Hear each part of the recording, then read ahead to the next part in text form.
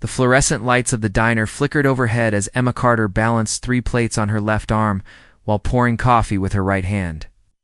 Her feet ached in the worn sneakers that had seen better days, but she forced a smile for a customer who barely acknowledged her presence. The clock on the wall read 11:47 p.m. She still had an hour left on her shift. Emma's phone buzzed in her apron pocket. She glanced at it quickly, her heart sinking as she saw another message from the hospital billing department. The numbers on the screen seemed to mock her. $47,000? The amount Victoria needed for her surgery kept growing. With each passing day, her younger sister Victoria had been diagnosed with a rare heart condition 6 months ago. At 19, she should have been worrying about college exams and weekend parties, not whether her heart would keep beating through. The night, Emma had dropped out of her business degree program to work multiple jobs, but it wasn't enough. It would never be enough. After her shift ended, Emma sat in her beat-up Honda in the diner's parking lot, staring at her laptop screen. The glow illuminated her tired face as she scrolled through job listings for the 100th time that week. Most required degrees she didn't have or experience she couldn't afford to gain. Her savings account showed a balance of $312. Then she saw it. Wellington Industries was seeking an executive assistant. The salary listed made her heart race. It was more money than she had ever dreamed of earning. The position required someone detail-oriented, organized, and willing to work long hours. Emma had been doing exactly that for years, just not in an office setting. Wellington Industries occupied the tallest building in the city, its glass facade reflecting the morning sun like a beacon of hope. James Wellington, the company's founder and CEO, was something of a legend. At 32, he had built his empire from nothing, becoming one of the youngest billionaires in the country. Emma had read about him in magazines while waiting in hospital lobbies, fascinated by his story of rising from poverty to unimaginable wealth. Emma spent her last $20 on a professional outfit from a thrift store. The black blazer was slightly too big, but it looked respectable when paired with a white blouse and dark pants. She practiced her interview answers in the mirror, trying to project confidence she didn't feel. The Wellington Industries lobby was a temple of marble and steel. Emma felt completely out of place among the perfectly dressed professionals who moved through the space with purpose and authority. The receptionist, a woman with flawless makeup and an expensive suit, looked Emma up and down with barely concealed disdain. "Emma Carter for the executive assistant position," Emma said, her voice steadier than she felt. The woman checked her computer screen with exaggerated slowness. "Take the elevator to the 42nd floor. Ms. Rodriguez will see you." The elevator ride felt like ascending to another world. Each floor they passed represented a life Emma had never known, filled with opportunities she had never had. When the doors opened, she stepped into a realm of understated luxury. The floors were polished hardwood, the walls adorned with abstract art that probably cost more than Emma's annual income. Ms. Rodriguez was a woman in her 50s with kind eyes behind designer glasses. She led Emma to a conference room with floor-to-ceiling windows that offered a breathtaking view of the city. "Tell me about yourself, Emma," Ms. Rodriguez said, settling into her chair with a warm smile that immediately put Emma at ease. Emma had prepared for this question, but sitting in that beautiful room, she found herself speaking from the heart instead of reciting rehearsed answers. She talked about Victoria, about working multiple jobs, about learning to manage chaos and still maintain attention to detail. She spoke about her dreams of finishing her degree someday and her determination to never give up, no matter how impossible things seemed. Ms. Rodriguez listened intently, occasionally nodding. When Emma finished, there was a moment of silence that felt like an eternity. "The position comes with significant responsibilities," Ms. Rodriguez said finally. "Mr. Wellington requires someone who can anticipate his needs, manage his schedule, and handle confidential information with absolute discretion. The hours are long and unpredictable. Many people find the pressure overwhelming." Emma leaned forward slightly. "Ms. Rodriguez, I've been working 3 jobs while caring for my sick sister and trying to keep our family afloat. I understand pressure. What I need is an opportunity to prove that I can handle whatever challenges come my way." Something in Ms. Rodriguez's expression shifted. She made a note on her pad, then looked up at Emma with what might have been approval. "There's something else you should know," Ms. Rodriguez continued. "Mr. Wellington is very particular about the people he works with. He has high standards and little patience for incompetence. But he's also fair, and he rewards hard work and loyalty." The interview continued for another 30 minutes. Ms. Rodriguez asked about Emma's computer skills, her ability to multitask, and her experience with scheduling and organization. Emma answered honestly, sometimes admitting when she lacked specific technical knowledge but emphasizing her willingness to learn quickly. When it was over, Ms. Rodriguez walked Emma back to the elevator. "We'll be in touch within the week," she said. Shaking Emma's hand with a firm grip, Emma wanted to ask about the timeline, about when she might hear back, about anything that might give her hope. Instead, she simply thanked Ms. Rodriguez and stepped into the elevator, watching the floors count down as she descended back to her reality. That evening, Emma sat beside Victoria's hospital bed, holding her sister's pale hand. Victoria was asleep, her breathing assisted by the machines that had become constant companions. The doctors had been optimistic about the surgery's success rate, but they needed to schedule it soon. Every day of delay decreased Victoria's chances. "Had a job interview today?" Emma whispered to her sleeping sister. "At Wellington Industries, it could change everything for us." Victoria's eyes fluttered open, focusing slowly on Emma's face. Despite her illness, she still had the same bright smile that had lit up their childhood. "Tell me about it, Victoria," said, her voice weak but curious. Emma described the gleaming office building, the kind interviewer, and the salary that seemed too good to be true.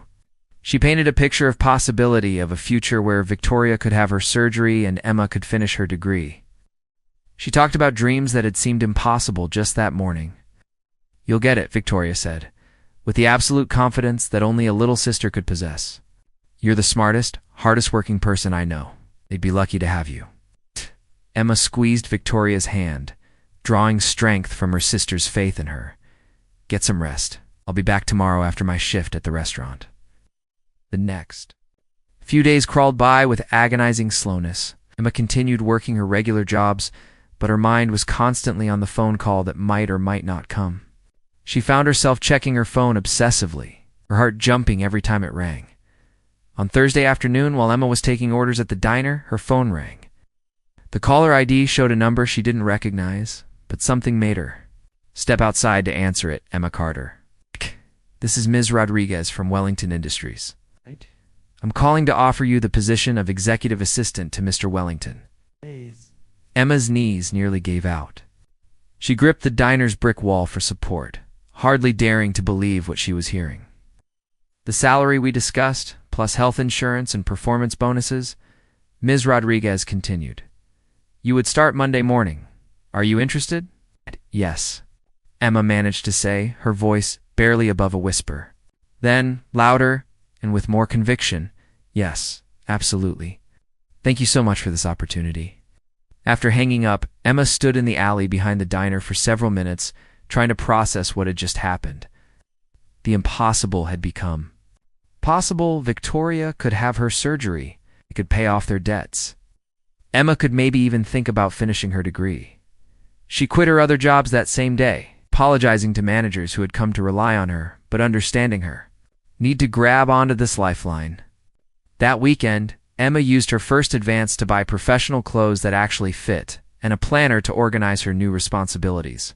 On Sunday night, she sat with Victoria in the hospital room, both of them giddy with excitement about the future that was suddenly within reach.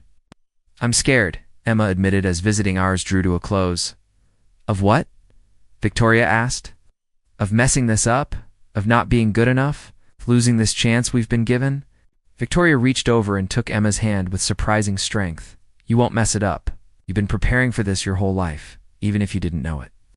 Every challenge you've faced, every problem you've solved, every time you've taken care of everyone else, it's all been preparing you for this moment." Emma looked at her sister, marveling at the wisdom in someone so young. Victoria had always been the optimist, the dreamer, the one who believed in happy endings, even when they seemed impossible.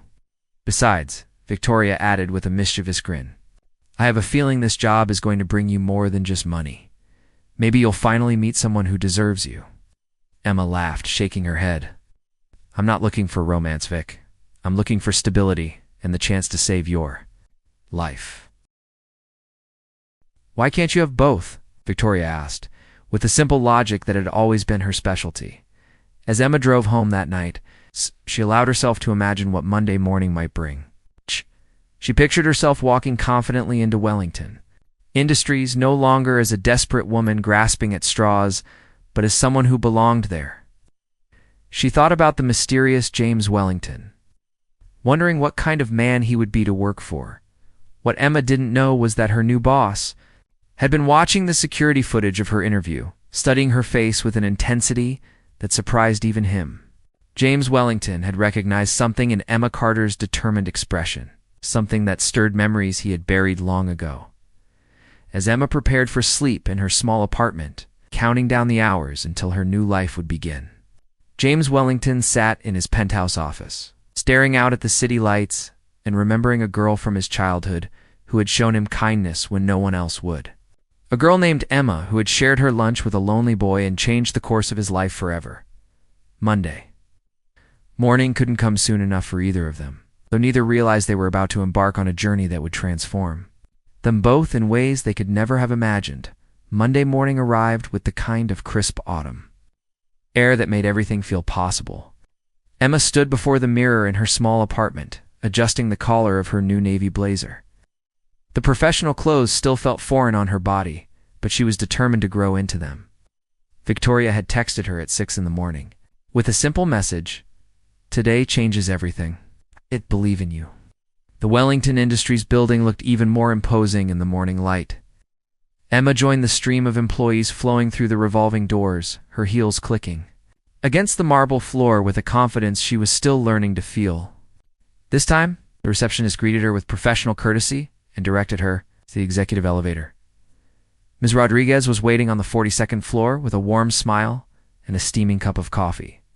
"Welcome to your first day, Emma. I thought we'd start with a tour and then go over Mr. Wellington's preferences and schedule." The executive floor was a masterpiece of modern design. Floor-to-ceiling windows offered panoramic views of the city, while the open workspace buzzed with quiet efficiency. Emma's desk was positioned just outside a corner office with frosted glass doors, clearly marking the domain of James Wellington himself. "Mr. Wellington arrives at 7:30 sharp every morning," Ms. Rodriguez explained as they walked. "He drinks his coffee black, prefers printed reports over digital ones, and has a standing lunch meeting every Tuesday with the department heads. He's currently in Tokyo closing a major deal, so you'll have a few days to settle in before meeting him." Emma absorbed every detail, taking notes in the leather portfolio Ms. Rodriguez had given her. She learned about the company's structure, the key players she'd need to know, and the intricate web of relationships that kept Wellington Industries running smoothly. "One more thing," Ms. Rodriguez said as they returned to Emma's desk. "Mr. Wellington values efficiency above all else, but he also notices the small details that make people's lives easier. If you pay attention and anticipate his needs, you'll do well here." The first few days passed in a whirlwind of learning. Emma familiarized herself with the computer systems, organized filing cabinets that had been neglected by the previous assistant, and began to understand the rhythm of the executive floor. She stayed late each night, determined to prove herself worthy of the opportunity she'd been given. On Wednesday evening, as Emma was reviewing the next day's schedule, she noticed a framed photograph on a bookshelf near her desk.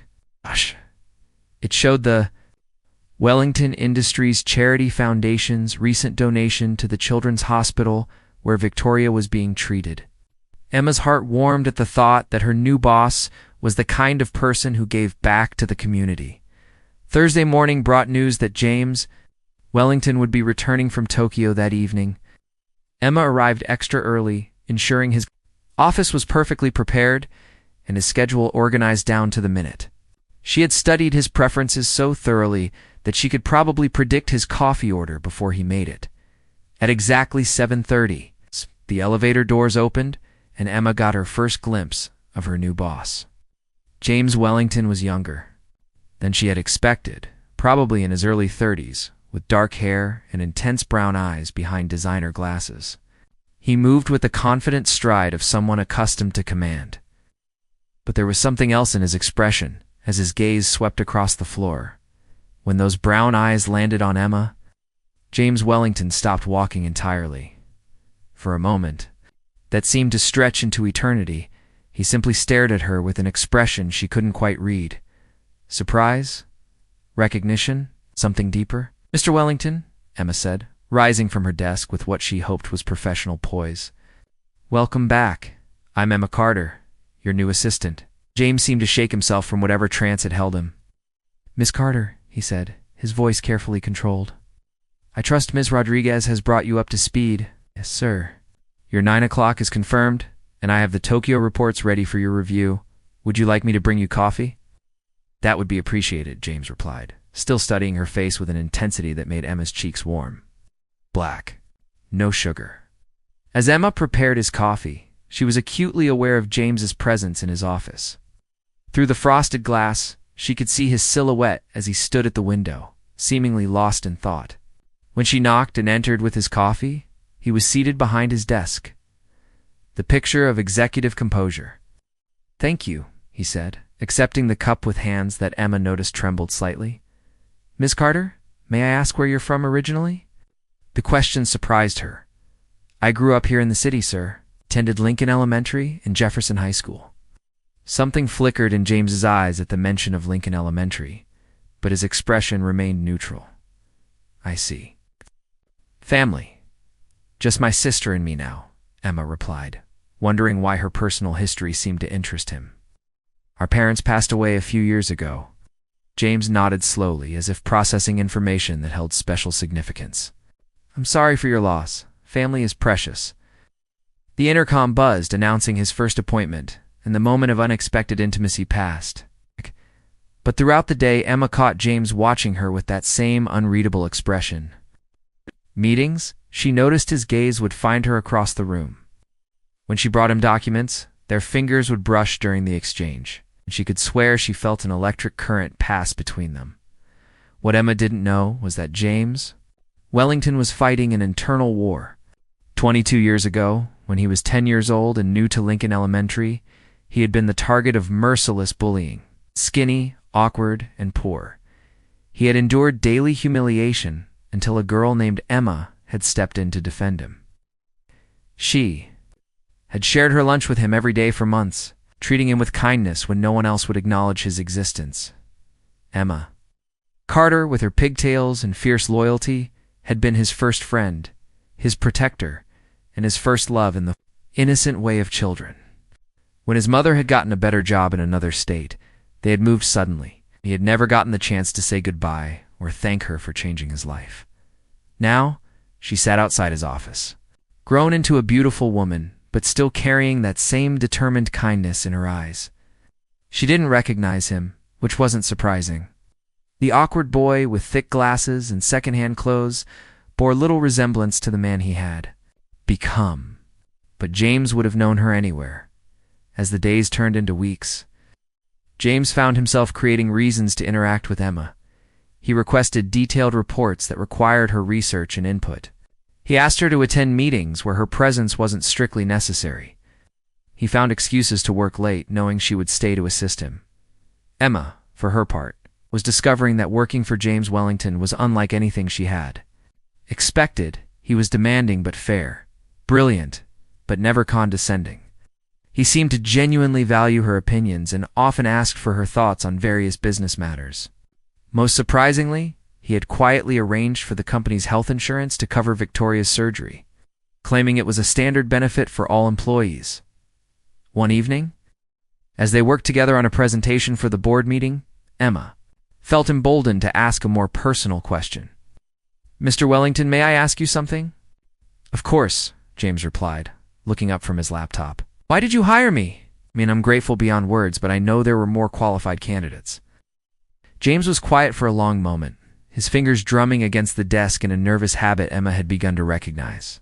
"Sometimes qualifications on paper don't tell the whole story," he said finally. "Sometimes you recognize something in a person that goes beyond their resume." What did you recognize in me? Emma asked softly. Their eyes met across the desk, and Emma felt her breath catch at the intensity in his gaze. Strength, he said quietly. Compassion. The kind of person who would sacrifice everything for the people she loves. The air between them seemed charged with unspoken emotions. Emma felt drawn to this enigmatic man who seemed to see qualities in her that she sometimes doubted herself. There was something familiar about him, something that made her feel safe, and understood in a way she hadn't experienced since childhood. Emma James said, her name falling from his lips like a prayer. Yes. Would you have dinner with me tomorrow night? Not as employer and employee, but as two people who enjoy each other's company. Emma's heart raced. She had felt the attraction building between them for weeks, but she had assumed it was one-sided. The idea that James Wellington, this brilliant and powerful man, might be interested in her seemed too wonderful to be true. I would like that very much, she replied, her voice barely above a whisper. James smiled then. Younger, more approachable. There's something I need to tell you, Emma. Something I should have told you from the beginning. Before he could continue, Emma's phone rang with the distinctive tone she had assigned to the hospital. Her stomach dropped as she saw the caller. I'm sorry. I have to take this, she said, her voice tight with worry. Emma Carter. This is Dr. Patterson from the cardiac unit. Your sister has taken a turn for the worse. You need to come immediately. Emma's face went white as she hung up the phone. Without thinking, she turned to James, her professional composure crumbling entirely. It's Victoria. Something's wrong. I have to go to the hospital. James was already reaching for his coat. I'll drive you. You don't have to, Emma, he said firmly, his hand gentle on her shoulder. Let me help you. The drive to the hospital was a blur of city lights and Emma's whispered prayers. James held her hand as they sat in the waiting room, his presence an anchor in the storm of her fear. When Dr. Patterson finally emerged with news that Victoria was stable but would need surgery immediately, James quietly made arrangements for the best cardiac surgeon in the country to perform the operation. Why are you doing this? Emma asked. As they sat in the surgical waiting room hours later, James looked at her with eyes full of an emotion she couldn't quite name. Because 22 years ago, a little girl shared her lunch with a lonely boy and taught him that kindness exists in the world. Because that same girl defended him from bullies and made him feel like he mattered for the first time in his life. Breath caught as understanding dawned. Jamie Wellington from Mrs. Foster's class. You remember? He said softly. The boy with the thick glasses who helped me with math homework, Emma whispered, memories flooding back. But you moved away. My mother got a job in Chicago. I never got to say goodbye or thank you for what you did for me. Emma stared at the man beside her, seeing echoes of the sweet, brilliant boy she had befriended all those years ago. You became everything you dreamed of becoming, because you showed me I was worth something, James replied. You saved me, Emma, long before I ever had the chance to save you. Victoria's surgery was a complete success. When she woke up in the recovery room with a strong, steady heartbeat for the first time in months, the first thing she saw was Emma and James holding hands beside her bed. Despite the medication making her groggy, Victoria managed a knowing smile. So this is the boss you've been talking about, she said weakly, her eyes twinkling with mischief. He's much cuter than you described. Emma blushed furiously while James laughed, a sound that seemed to come easier now that his secret was revealed. And you must be the brilliant sister I've heard so much about. Guilty as charged, Victoria replied, though her voice was gaining strength with each word. Thank you for taking care of Emma. She's terrible at letting people take care of her. I'm learning that, James said, squeezing Emma's hand. But I'm persistent. And over the following weeks, as Victoria recovered and grew stronger each day, Emma and James navigated the delicate transition from employer and employee to something much deeper. Their shared history created an immediate intimacy, but they were essentially strangers as adults, learning each other all over again. James insisted that Emma take time off to be with Victoria, but Emma found herself returning to the office each day anyway. Wellington Industries had become more than just a job. It was where she felt most herself, working alongside the man who had somehow been part of her story long before either of them realized it. You know, you don't have to work, James said one evening as they reviewed quarterly reports together. I mean financially. You could go back to school, travel, whatever you want. Emma looked up from her laptop, studying his face in the soft light of his office lamp. Is that what you want? For me to leave? Never, James replied without hesitation. But I want you to stay because you choose to, not because you need to. I choose you, Emma said simply. The job, this place, working together, building something meaningful, I choose all of it. But mostly, I choose you. James moved around the desk to where Emma sat, pulling her gently to her feet. I've been waiting my whole life to hear you say that. When he kissed her, it felt like coming home and embarking on an adventure all at once. Emma melted into his arms, marveling at how perfectly she fit against him. Right this felt despite the unconventional way they had found each other. Again, I love you, James whispered against her lips. I think I've loved you since I was 10 years old. I love you too, Emma replied, her heart full to overflowing. Both the boy you were and the man you've become. They were married 6 months later. In a small ceremony at the Botanical Gardens, with Victoria as Emma's maid of honor and the entire Wellington Industries executive team in attendance, Ms. Rodriguez dabbed at her eyes during the vows, claiming she had known from Emma's first interview that something special was going to happen. Emma kept her position as James's assistant, though her role evolved to encompass much more. She became his partner in every sense of the word, helping to guide the company's charitable initiatives and expansion into sustainable technologies. Together, they established the Carter Wellington Foundation, focusing on medical assistance for families facing financial hardship due to health crises. Victoria finished her college degree and joined the foundation as its program director. First-hand experience with the healthcare system, making her a passionate advocate for change. She often teased Emma and James about their love story, claiming she had known from the beginning that her sister's new job would lead to something magical. Their first wedding anniversary, James surprised Emma with a framed photograph he had commissioned. It showed 2 children sharing lunch under a tree, recreated from Emma's childhood drawing that he had kept all these years. Below it was a new drawing of 2 adults building something beautiful together, their hands intertwined as they faced the future. Some connections, James said as Emma wiped away happy tears, are meant to last a lifetime. Emma kissed her husband, her partner, her childhood friend, who had grown into the love of her life. Some connections, she agreed, are meant to change the world. They stood together in their penthouse office, looking out at the city where their story began. Emma marveled at the journey that had brought them here. She had walked into Wellington Industries desperate and afraid, seeking only a way to save her sister. Instead, she had found her destiny, her purpose, and a love that had been written in the stars since they were children. In the distance, the Wellington Industries building gleamed in the sunset, its walls filled with employees who were more like family. Its foundation built on the simple truth that kindness creates ripples that can change everything. And at the heart of it all were 2 people who had learned that sometimes the most extraordinary love stories begin with the most ordinary acts of compassion. Victoria often said that Emma had saved James when they were children, and James had saved Emma when they were adults. But Emma knew the truth was simpler and more beautiful than that. They had saved each other again and again in countless small ways across the years, and they would continue saving each other for the rest of their lives, building a legacy of love that would outlast them both. Their story proved that true love isn't always loud or dramatic. Sometimes it's quiet and patient, waiting decades to bloom. Sometimes it begins with a shared lunch and grows into a shared lifetime. And sometimes, if you're very lucky, the person who teaches you about kindness in childhood becomes the person who teaches you about forever as an adult.